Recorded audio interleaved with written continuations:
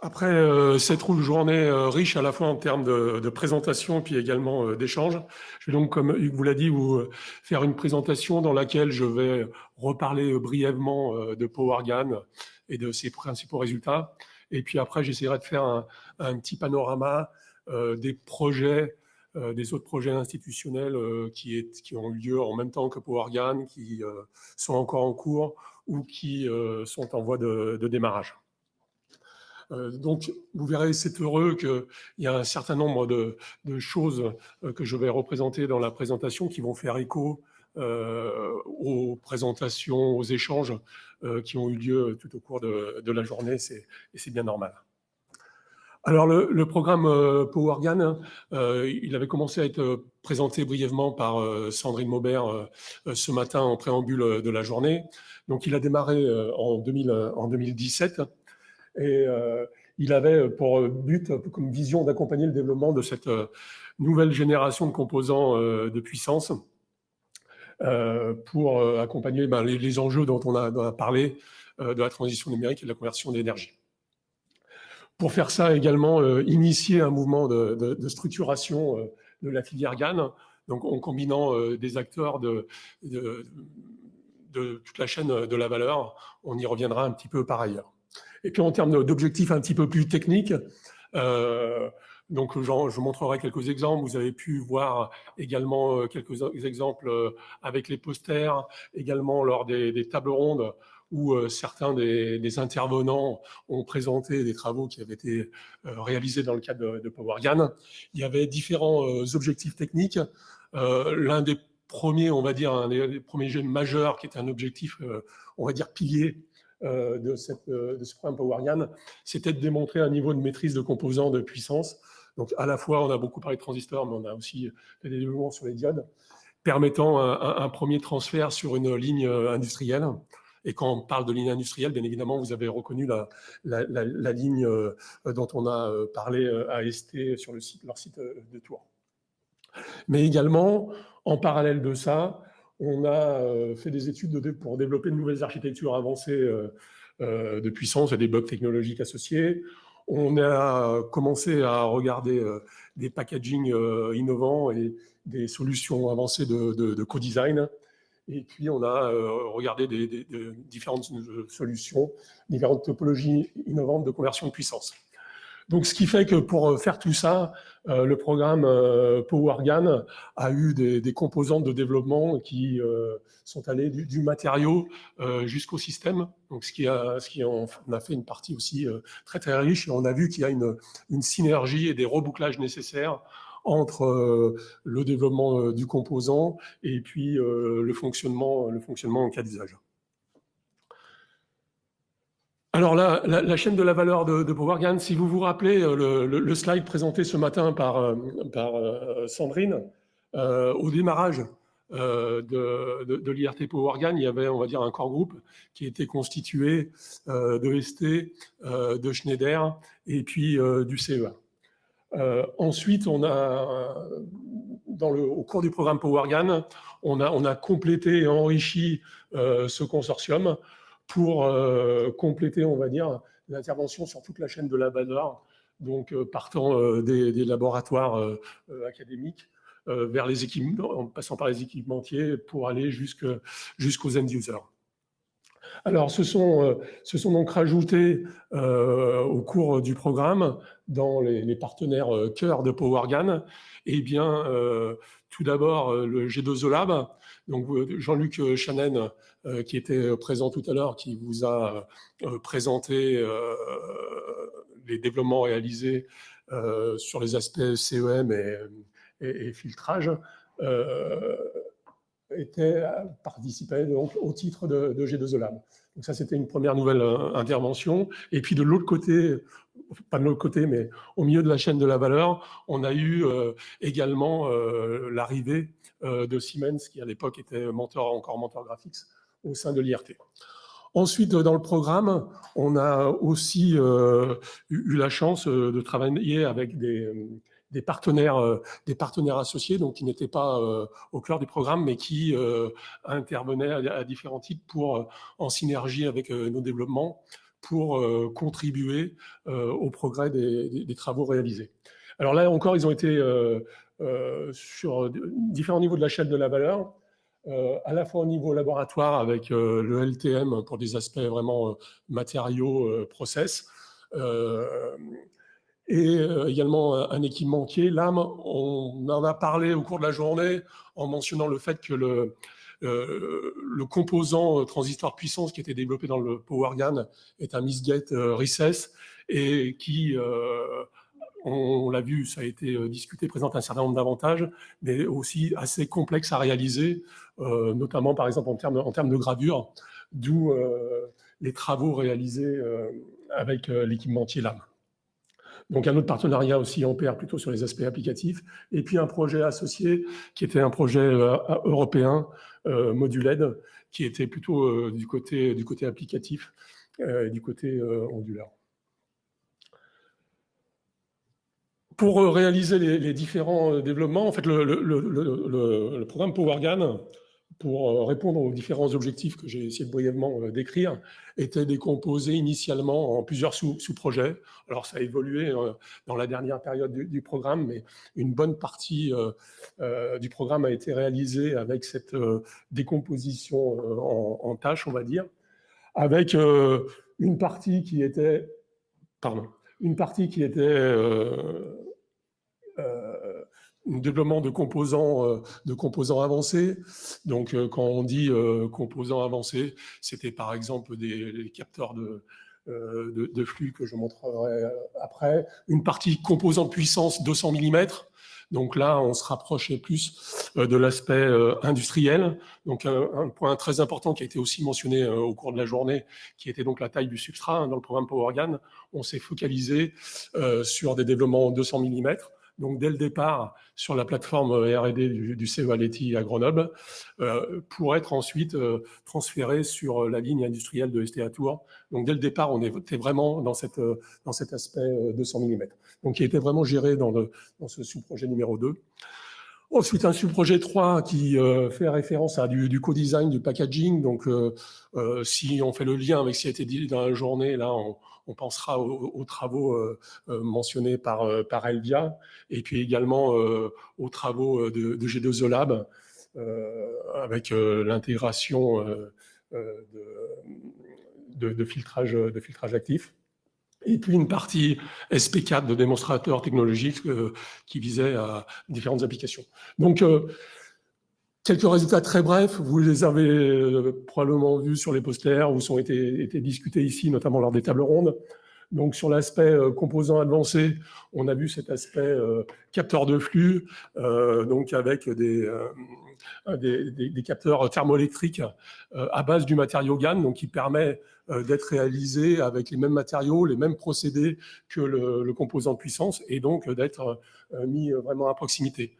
J'ai noté aussi un autre exemple qui est l'aspect transistor bidirectionnel monolithique, où là encore, on a fait une démonstration de première preuve de concept qui a pu mettre en évidence qu'il restait encore des points majeurs à développer. Ça a été mentionné notamment par Véronique à un moment quand elle vous a parlé d'isolation latérale.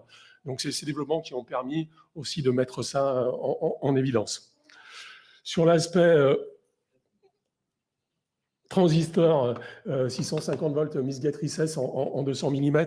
Je pense qu'on en a déjà beaucoup parlé. Philippot a déjà un petit peu présenté ces photographies. Il y a eu un certain nombre de questions par rapport aux autres technologies transistors qui pouvaient être développées. Donc on a bien vu que l'architecture et les process de réalisation de la grille étaient un gros challenge et ont été fortement travaillés dans le programme PowerGaN, qui s'est donc vraiment focalisé sur l'aspect 650 volts. Là aussi, on a vu que la tension de 650 volts était à un moment dans des slides le centre et le potentiel aussi champ de bataille avec des composants SiC. Et également des travaux qui ont été réalisés sur des diodes avec des architectures spécifiques que je n'ai pas repris ici. L'aspect jumeaux numériques, simulation, conception, là encore, cela vous a été présenté dans la table ronde par Pascal Bolcato de Siemens. Il y a également un Postner qui a été présenté par Charlet Lanluc précédemment, donc je n'y reviendrai pas plus. Et puis, deux exemples aussi de démonstrateurs technologiques. Donc, celui du bas, il fait aussi l'objet d'un poster qui était une conversion directe à CDC 100 watts avec des switch GAN bidirectionnels. Et puis, la photo du haut, des aspects micro-onduleurs PV avec une instrumentation aussi assez spécifique qui a été développée avec nos collègues de l'INES à Chambéry pour avoir des mesures de température localisées très précises. Voilà, c'était un petit peu les principaux éléments que je voulais rappeler de ce programme PowerGAN qui a été vraiment très riche au cours de ces dernières années et qu'on a pu voir qui avait généré une grosse dynamique et des résultats particulièrement intéressants. Maintenant, je voudrais dire deux mots d'autres projets qui ont été conduits en parallèle avec des objectifs un peu différents mais en parfaite synergie. Le premier est l'IPCEI microélectronique, qui peut être aussi des fois, on entend le IPCEI numéro 1, qui va se terminer donc cette année, donc qui est un projet, on va dire, international qui regroupe 4 pays et dont, au sein duquel il y a une composante, si je puis dire, composante de puissance. Et dans le cadre de cette IPCEI, il a été très important de montrer que c'est ce cadre-là qui a permis de supporter et d'accélérer la mise en place de la ligne pilote industrielle de ST Tour. Donc, avec ça veut dire quoi, mise en place de la ligne pilote industrielle? Ben, ça veut dire définition des équipements, mise en place, qualification de la ligne. Donc, grâce notamment avec des lots croisés qui ont été réalisés entre les équipements qui arrivaient sur le site de Tours et puis la plateforme R&D du CEA-Leti. Donc, sur la base de cette ligne pilote, sur la base ensuite en parallèle des développements technologiques qui ont été réalisés sur le transistor Miss-Gatrices, eh bien, on en est à la phase maintenant où ce procédé est implémenté sur la ligne et on en est maintenant au statut où les lots tournent complètement sur la ligne de Tours et les premiers lots sont en cours de réalisation.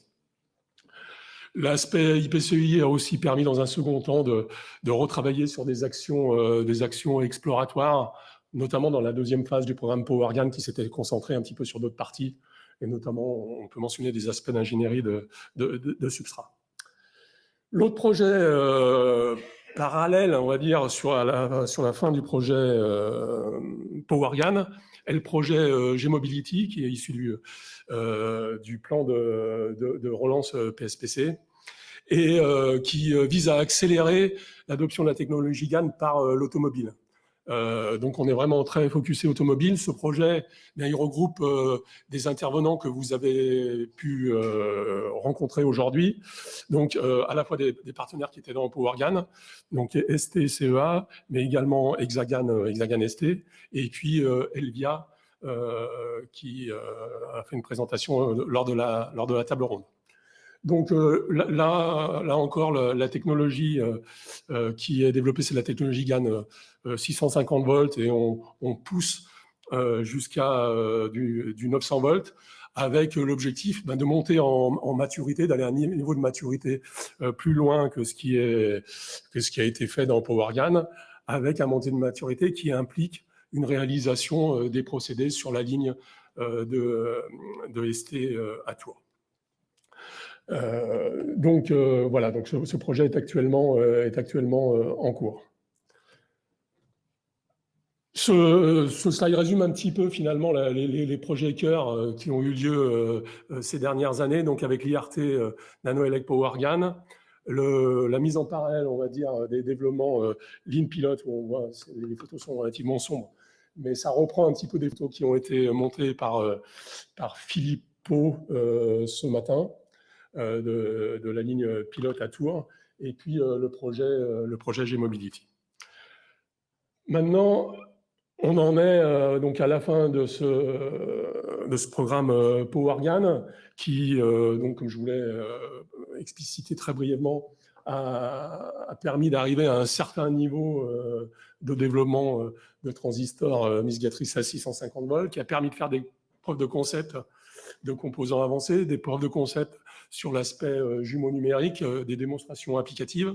Mais on a pu voir déjà ce matin, mais également lors de la table ronde de cet après-midi, que l'histoire n'est pas terminée, est encore en cours et nécessite encore un certain nombre de développements. Alors, les développements que je vais remontrer, je vais être assez bref puisqu'ils ont été bien évoqués par les différents intervenants de la table ronde. Les aspects aller chercher les performances ultimes du GAN, donc qui ont été beaucoup montrés par Véronique, les aspects robustesse et fiabilité des composants, donc on y est revenu un certain nombre de fois par David Trémouille, mais également on a tous pu entendre que ce matin, c'était un point vraiment fondamental pour l'adoption de cette technologie GAN. Et puis le dernier item que j'ai mentionné ici est l'intégration monolithique de nouvelles fonctions qui ont été aussi présentées par Véronique. Ça, on va dire que c'est plutôt sur l'aspect composant. On a aussi un aspect matériaux émergents. Alors, matériaux, c'est encore à la fois les matériaux cœur du type épitaxie, on l'a vu, si on voulait aller chercher des tensions plus importantes, ça c'est un exemple. Des matériaux de connexion, on l'a vu pour les aspects fiabilité. Mais en matériaux émergents, on peut penser également aux générations ultérieures au GAN du type ultra wide bandgap. Et puis enfin, côté système, eh bien, on l'a vu là encore, pour accompagner cette montée en fréquence, vraiment beaucoup de challenges qui vont du packaging avancé, avec cette problématique de réduction des inductances et des parasites.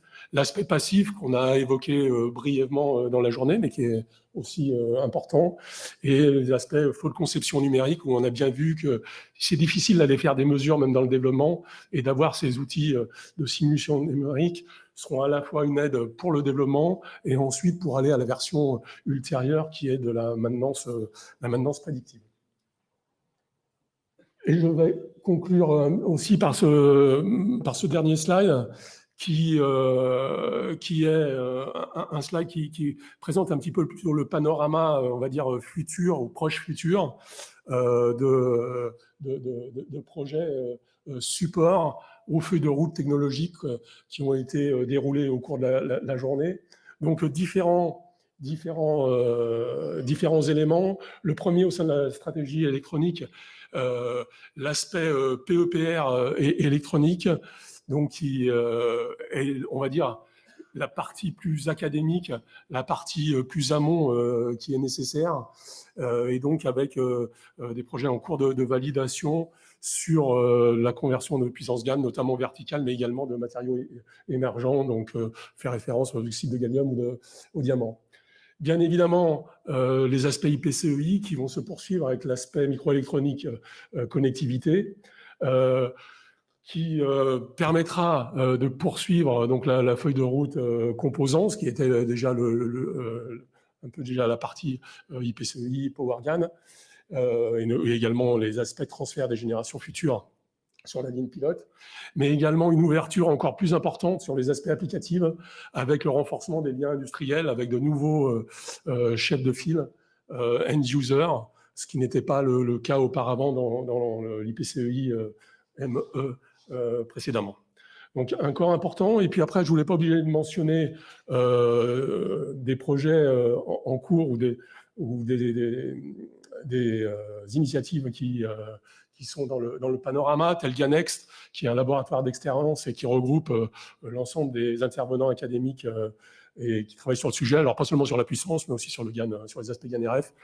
Et puis enfin, je voulais mentionner le projet GANRET. Donc, il est revenu plusieurs fois dans les discussions aujourd'hui, donc qui est dans une première phase, là, sous le patronage de l'IRT Saint-Exupéry, et qui est vraiment focalisé, on l'a vu, sur les aspects robustesse, fiabilité, avec la compréhension des mécanismes de défaillance des composants GAN, des méthodologies de qualification, et puis forcément d'atténuation des problématiques. Donc, avec un projet qui est, on va dire, un petit peu parallèle du projet Secret, actuellement en cours, mais dédié aux GAN qui, on l'a bien vu, a aussi des problématiques propres. Voilà le panorama que je voulais vous faire pour cette fin de journée dédiée aux GAN. Merci beaucoup, Raphaël.